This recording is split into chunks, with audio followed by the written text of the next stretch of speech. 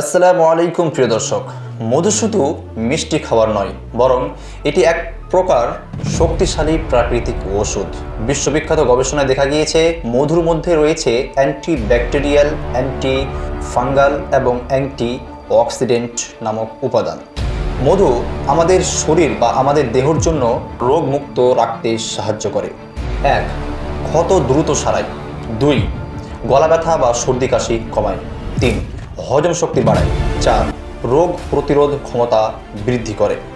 বিশ্ববিখ্যাত গবেষকরা প্রমাণ করেছেন মধুর মধ্যে থাকা হাইড্রোজেন পেরক্সাইড প্রাকৃতিক জীবাণুনাশক হিসেবে কাজ করে। 2007 সালে গবেষণায় দেখা গিয়েছে যে মধু পোড়া বা ক্ষতের দ্রুত আরোগ্য সহায়ক হিসেবে কাজ করে।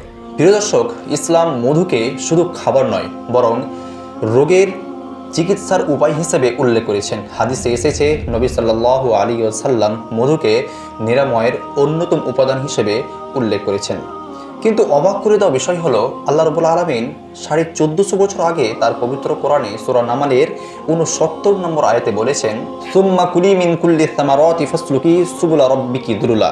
অতঃপর তুমি প্রত্যেক ফল থেকে আহার করো এবং তোমার রবের দেখানো সহজ পথে চলো। ইয়াখরুজু মিন বুতুনিহা শারাবুম মুখতালিফুন আলওয়ানুহু ফীহি শিফাউল লিন্নাস। তার পেট থেকে পানি বের হয় যার রং ভিন্ন ভিন্ন। ফীহি শিফাউল লিন্নাস, তাতে মানুষের জন্য রয়েছে আরোগ্য। ইন্না ফী যালিকা লাআয়াতিল লিকাওমিন ইয়াতাফাক্কারুন। নিশ্চয় এখানে চিন্তাশীল কওমের জন্য রয়েছে নিদর্শন।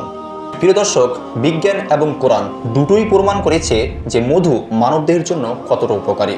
তাই প্রতিনিয়ত মধু খান এবং আল্লাহর অভূতপূর্ণ এই নিয়ামতটির শুকরিয়া আদায় করুন। ভিডিওটি যদি আপনাকে ভালো লেগে থাকে তো অবশ্যই লাইক করবেন এবং আপনার মূল্যবান মতামতটি কমেন্ট বক্সে জানাতে ভুলবেন না।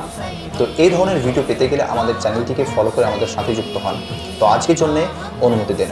আসসালামু আলাইকুম।